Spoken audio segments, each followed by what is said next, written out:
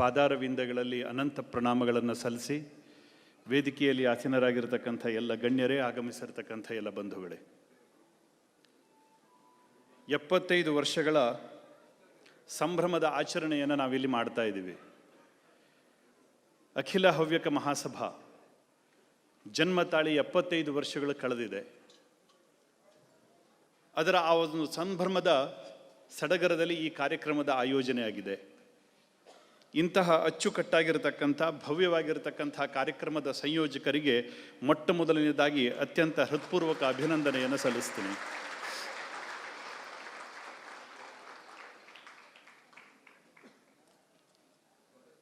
ಅಧ್ಯಕ್ಷರು ಮಾತಾಡ್ತಾ ಅತ್ಯಂತ ವಿವರವಾಗಿ ನಮ್ಮ ಸಂಪ್ರದಾಯ ಸಂಸ್ಕೃತಿಗಳ ಬಗ್ಗೆ ಮಾಹಿತಿಯನ್ನು ನೀಡಿದ್ದಾರೆ. ಪುನಃ ಅದನ್ನು ಉಲ್ಲೇಖ ಮಾಡೋದು ಸರಿಯಾಗಲಿಕ್ಕಿಲ್ಲ. ವ್ಯತ್ಯಾಸ ಸ್ವಲ್ಪ ಆಗಿದೆ ಅಷ್ಟೇ. ಮುಂಚೆ ನಮ್ಮ ಕೃಷಿ ಭೂಮಿಯಲ್ಲಿ ಯಜ್ಞವನ್ನು ಮಾಡ್ತಾ ಇದ್ವಿ. ಮುಂಚೆ ಪ್ರತ್ಯಕ್ಷ ಅಗ್ನಿಕೊಂಡವನ್ನು ಏರ್ಪಡಿಸಿ ನಾವು ಯಜ್ಞವನ್ನು ಮಾಡ್ತಾ ಇದ್ವಿ. ಇವತ್ತು ದೇಶಕ್ಕೆ ಸಮಾಜಕ್ಕೆ ಅಗತ್ಯ ಇರತಕ್ಕಂಥ ಜ್ಞಾನಾಗ್ರಿಯ ಆ ಒಂದು ಎದುರುಗಡೆ ನಿಂತುಕೊಂಡು ನಮ್ಮ ಯೋಜನೆಯ ಸಂಪೂರ್ಣ ನಮ್ಮ ಅಂತಃಸತ್ವದ ಆಹುತಿಯನ್ನು ನಾವು ನೀಡ್ತಾ ಇದ್ವಿ. ಅದರ ಪರಿಣಾಮವಾಗಿ ದೇಶ ಬೆಳಗ್ತಾ ಇದೆ. ಇದೇ ತೋರಿಸತ್ತೆ. ಕೆಲವರು ನಾವು ಅಂದ್ಕೊಂಡ್ಬಿಟ್ಟಿರ್ತೀವಿ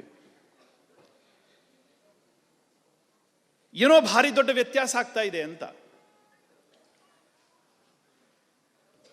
ನಮ್ಮ ಮೂಲ ಸತ್ವವನ್ನ ಅಂತಃಸತ್ವವನ್ನು ಯಾರು ಅರ್ಥ ಮಾಡ್ಕೊಂತಾರೋ ಖಂಡಿತವಾಗಿ ನಾವು ಬದಲಾಗಲಿಲ್ಲ. ಎಲ್ಲೋ ಒಂದು ಕಡೆ ಕಾಡಿನ ಮೂಲೆಯಲ್ಲಿ ಯಜ್ಞವನ್ನು ಮಾಡ್ತಾ ಇರತಕ್ಕಂಥ ಜನ ಇವತ್ತು ಸಮಾಜದ ಅಗ್ರಿಮ ಪಂಕ್ತಿಯಲ್ಲಿ ನಾವು ಬಂದಿದ್ದೀವಿ. ಸಮಾಜಕ್ಕೋಸ್ಕರ ಯಜ್ಞ ಮಾಡ್ಲಿಕ್ಕೆ ಶುರು ಮಾಡಿದ್ದೀವಿ. ಜಗತ್ತಿನ ಹೊಸ ಅನ್ವೇಷಣೆಗಳತ್ತ ಹೆಜ್ಜೆಯನ್ನು ಇಟ್ಟಿದ್ದೀವಿ. ಜ್ಞಾನಾಗ್ನಿಗೆ ಅಭಿಮುಖವಾಗಿ ನಾವು ನಿಂತಿದ್ದೀವಿ. ಜ್ಞಾನಾಗ್ನಿ ಅತ್ಯಂತ ತೇಜೋಮಯವಾಗಿ ಇವತ್ತು ಉದ್ದೀಪನಗೊಳ್ತಾ ಇದೆ. ನಮ್ಮ ಕೊಡುಗೆ ಇದೆ.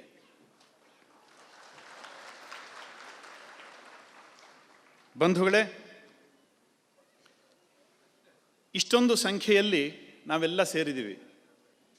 ಬಹುತೇಕ ಶಿರಸಿಯಲ್ಲಿಯೋ ಪುತ್ತೂರಿನಲ್ಲಿಯೋ ಕಾಸರಗೋಡಿನಲ್ಲಿಯೋ ಕಾರ್ಯಕ್ರಮ ಮಾಡಿದ್ರೆ ಇಷ್ಟು ಜನ ಸೇರ್ತಿರಲಿಲ್ಲ. ಬೆಂಗಳೂರಿನಲ್ಲಿ ಮಾಡಿದ್ದೀವಿ. ಹೆಡ್ ಕ್ವಾರ್ಟರ್ ಚೇಂಜ್ ಆಗಿದೆ. ಅಲ್ಲಿ ಮಾಡಿದಿದ್ರೆ ಇಷ್ಟೆಲ್ಲ ಜನ ಅಲ್ಲಿಗೆ ಬರಬೇಕಿತ್ತು. ಈಗ ಹಾಗಲ್ಲ. ಕೆಲವೇ ಜನ ಅಲ್ಲಿಂದ ಬರ್ತಾರೆ, ಇಲ್ಲಿಷ್ಟೆಲ್ಲ ಜನ ಇದ್ಬಿಟ್ಟಿದ್ದಾರೆ.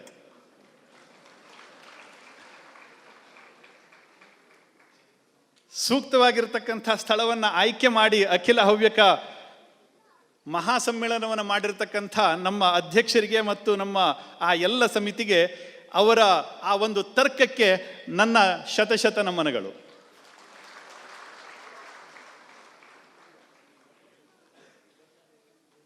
ಮೊದಲೇ ಹೇಳಿದರು, ನಾವು ಕೇವಲ ನಮ್ಮ ಸಮಾಜದವ್ರನ್ನ ಮಾತ್ರ ಕರೆದು ಸಮ್ಮೇಳನ ಮಾಡ್ತಾ ಇಲ್ಲ, ಎಲ್ಲರೂ ಕೂಡ ಬಂದಿದ್ದಾರೆ ಅಂತ.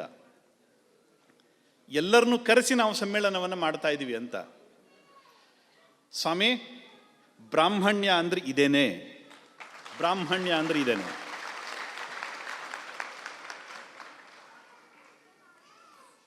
ಕೇವಲ ವ್ಯಕ್ತಿ ಆರಾಧನೆ ಅಥವಾ ಒಂದು ಸಂಕುಚಿತ ಒಂದು ವಿಷಯದ ಆರಾಧನೆ ನಮ್ಮ ಮೂಲ ಕೇಂದ್ರ ಅಲ್ಲೇ ಅಲ್ಲ. ಇದು ಬ್ರಾಹ್ಮಣ್ಯ ಅಲ್ಲೇ ಅಲ್ಲ. ಸಮಷ್ಟಿಯ ಆರಾಧನೆ ಇದು ಬ್ರಾಹ್ಮಣ್ಯ.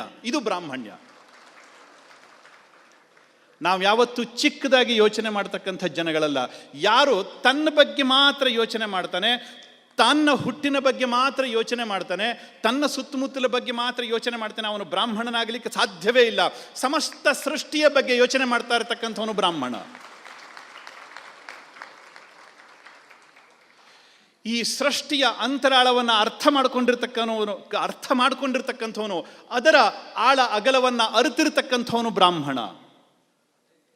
ವ್ಯಾಸ ಅಂತ ಕರಿತೀವಿ ನಾವು. ವ್ಯಾಸರು ಈ ವೇದಗಳನ್ನು ವಿಂಗಡಣೆ ಮಾಡಿದ್ರು. 4 ವೇದಗಳನ್ನಾಗಿ ವಿಂಗಡಣೆ ಮಾಡಿ ನಮಗೆ ಇಟ್ಟರು ಅಂತ.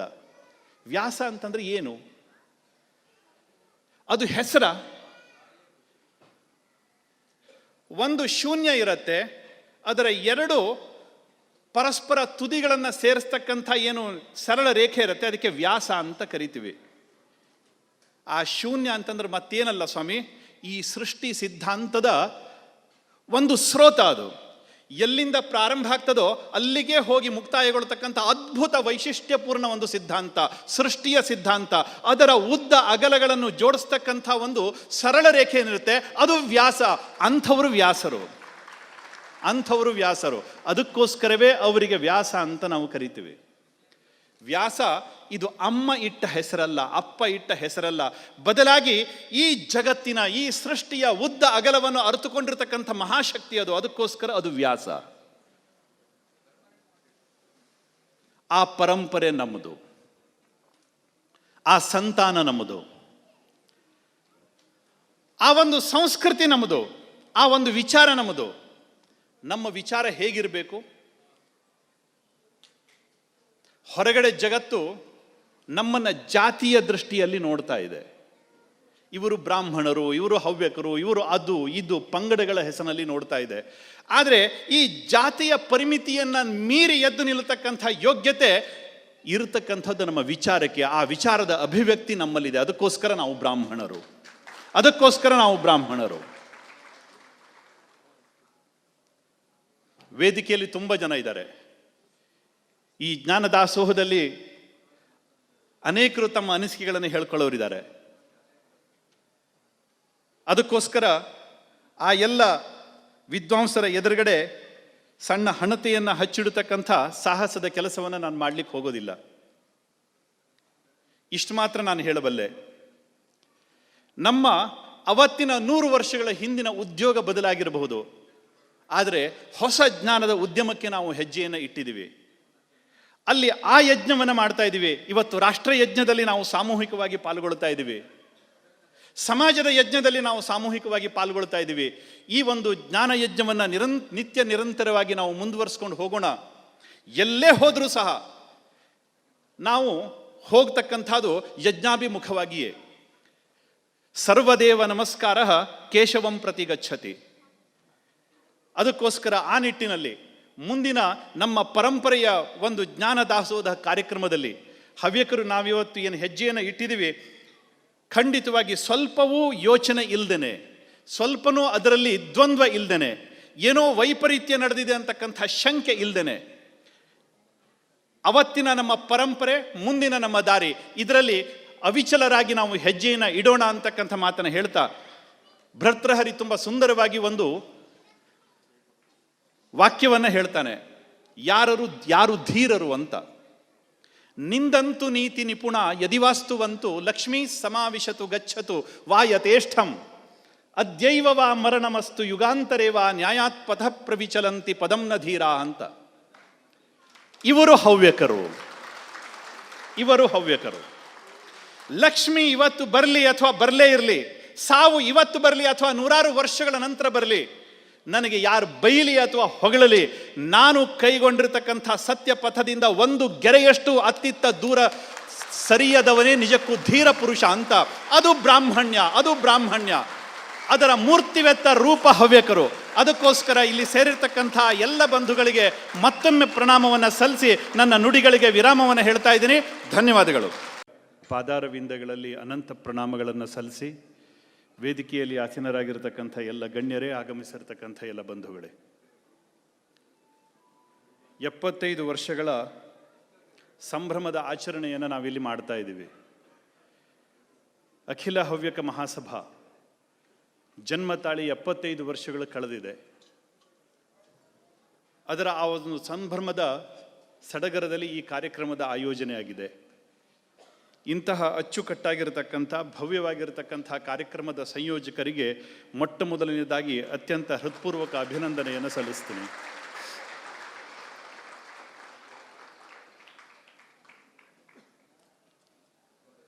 ಅಧ್ಯಕ್ಷರು ಮಾತಾಡ್ತಾ ಅತ್ಯಂತ ವಿವರವಾಗಿ ನಮ್ಮ ಸಂಪ್ರದಾಯ ಸಂಸ್ಕೃತಿಗಳ ಬಗ್ಗೆ ಮಾಹಿತಿಯನ್ನು ನೀಡಿದ್ದಾರೆ.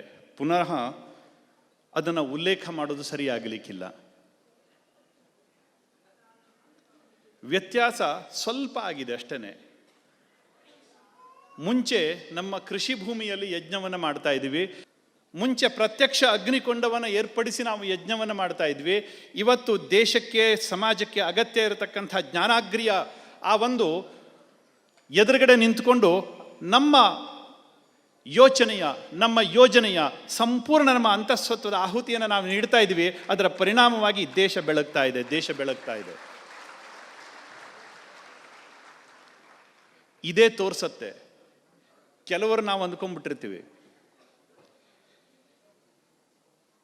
ಏನೋ ಭಾರಿ ದೊಡ್ಡ ವ್ಯತ್ಯಾಸ ಆಗ್ತಾ ಇದೆ ಅಂತ. ನಮ್ಮ ಮೂಲ ಸತ್ವವನ್ನ, ಅಂತಃಸತ್ವವನ್ನ ಯಾರು ಅರ್ಥ ಮಾಡ್ಕೊಂತಾರೋ ಖಂಡಿತವಾಗಿ ನಾವು ಬದಲಾಗಲಿಲ್ಲ. ಎಲ್ಲೋ ಒಂದು ಕಡೆ ಕಾಡಿನ ಮೂಲೆಯಲ್ಲಿ ಯಜ್ಞವನ್ನು ಮಾಡ್ತಾ ಇರತಕ್ಕಂಥ ಜನ ಇವತ್ತು ಸಮಾಜದ ಅಗ್ರಿಮ ಪಂಕ್ತಿಯಲ್ಲಿ ನಾವು ಬಂದಿದ್ದೀವಿ. ಸಮಾಜಕ್ಕೋಸ್ಕರ ಯಜ್ಞ ಮಾಡ್ಲಿಕ್ಕೆ ಶುರು ಮಾಡಿದ್ದೀವಿ. ಜಗತ್ತಿನ ಹೊಸ ಅನ್ವೇಷಣೆಗಳತ್ತ ಹೆಜ್ಜೆಯನ್ನು ಇಟ್ಟಿದ್ದೀವಿ. ಜ್ಞಾನಾಗ್ನಿಗೆ ಅಭಿಮುಖವಾಗಿ ನಾವು ನಿಂತಿದ್ದೀವಿ. ಜ್ಞಾನಾಗ್ನಿ ಅತ್ಯಂತ ತೇಜೋಮಯವಾಗಿ ಇವತ್ತು ಉದ್ದೀಪನಗೊಳ್ತಾ ಇದೆ. ನಮ್ಮ ಕೊಡುಗೆ ಇದೆ.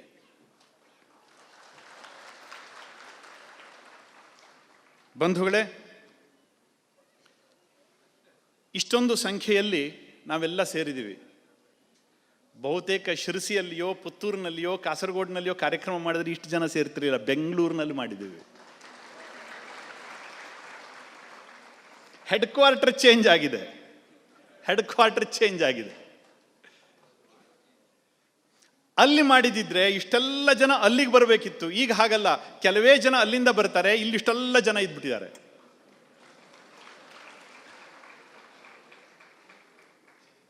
ಸೂಕ್ತವಾಗಿರ್ತಕ್ಕಂಥ ಸ್ಥಳವನ್ನು ಆಯ್ಕೆ ಮಾಡಿ ಅಖಿಲ ಹವ್ಯಕ ಮಹಾಸಮ್ಮೇಳನವನ್ನು ಮಾಡಿರ್ತಕ್ಕಂಥ ನಮ್ಮ ಅಧ್ಯಕ್ಷರಿಗೆ ಮತ್ತು ನಮ್ಮ ಆ ಎಲ್ಲ ಸಮಿತಿಗೆ, ಅವರ ಆ ಒಂದು ತರ್ಕಕ್ಕೆ ನನ್ನ ಶತಶತ ನಮನಗಳು.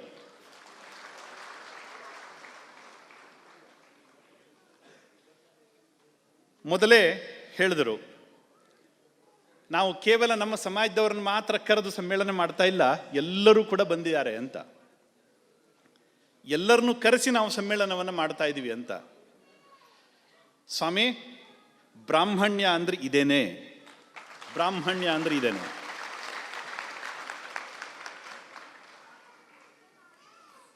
ಕೇವಲ ವ್ಯಕ್ತಿ ಆರಾಧನೆ ಅಥವಾ ಒಂದು ಸಂಕುಚಿತ ಒಂದು ವಿಷಯದ ಆರಾಧನೆ ನಮ್ಮ ಮೂಲ ಕೇಂದ್ರ ಅಲ್ಲೇ ಅಲ್ಲ. ಇದು ಬ್ರಾಹ್ಮಣ್ಯ ಅಲ್ಲೇ ಅಲ್ಲ. ಸಮಷ್ಟಿಯ ಆರಾಧನೆ ಇದು ಬ್ರಾಹ್ಮಣ್ಯ. ನಾವು ಯಾವತ್ತೂ ಚಿಕ್ಕದಾಗಿ ಯೋಚನೆ ಮಾಡ್ತಕ್ಕಂಥ ಜನಗಳಲ್ಲ. ಯಾರು ತನ್ನ ಬಗ್ಗೆ ಮಾತ್ರ ಯೋಚನೆ ಮಾಡ್ತಾನೆ, ತನ್ನ ಹುಟ್ಟಿನ ಬಗ್ಗೆ ಮಾತ್ರ ಯೋಚನೆ ಮಾಡ್ತಾನೆ, ತನ್ನ ಸುತ್ತಮುತ್ತಲ ಬಗ್ಗೆ ಮಾತ್ರ ಯೋಚನೆ ಮಾಡ್ತಾನೆ, ಅವನು ಬ್ರಾಹ್ಮಣನಾಗಲಿಕ್ಕೆ ಸಾಧ್ಯವೇ ಇಲ್ಲ. ಸಮಸ್ತ ಸೃಷ್ಟಿಯ ಬಗ್ಗೆ ಯೋಚನೆ ಮಾಡ್ತಾ ಇರತಕ್ಕಂಥವನು ಬ್ರಾಹ್ಮಣ. ಈ ಸೃಷ್ಟಿಯ ಅಂತರಾಳವನ್ನು ಅರ್ಥ ಮಾಡ್ಕೊಂಡಿರ್ತಕ್ಕಂಥವನು, ಅದರ ಆಳ ಅಗಲವನ್ನು ಅರಿತಿರ್ತಕ್ಕಂಥವನು ಬ್ರಾಹ್ಮಣ. ವ್ಯಾಸ ಅಂತ ಕರಿತೀವಿ ನಾವು. ವ್ಯಾಸರು ಈ ವೇದಗಳನ್ನು ವಿಂಗಡಣೆ ಮಾಡಿದ್ರು, 4 ವೇದಗಳನ್ನಾಗಿ ವಿಂಗಡಣೆ ಮಾಡಿ ನಮಗೆ ಇಟ್ಟರು ಅಂತ.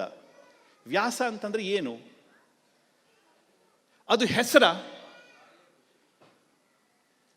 ಒಂದು ಶೂನ್ಯ ಇರತ್ತೆ, ಅದರ 2 ಪರಸ್ಪರ ತುದಿಗಳನ್ನು ಸೇರಿಸ್ತಕ್ಕಂಥ ಏನು ಸರಳ ರೇಖೆ ಇರುತ್ತೆ, ಅದಕ್ಕೆ ವ್ಯಾಸ ಅಂತ ಕರಿತೀವಿ.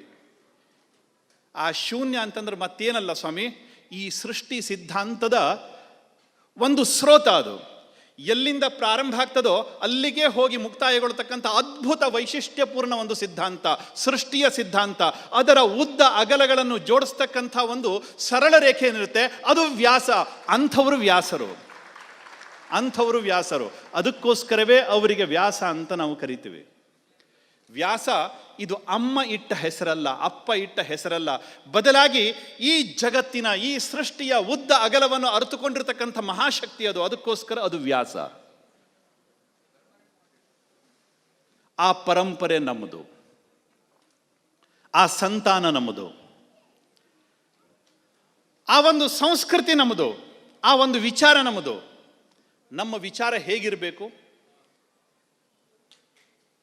ಹೊರಗಡೆ ಜಗತ್ತು ನಮ್ಮನ್ನು ಜಾತಿಯ ದೃಷ್ಟಿಯಲ್ಲಿ ನೋಡ್ತಾ ಇದೆ.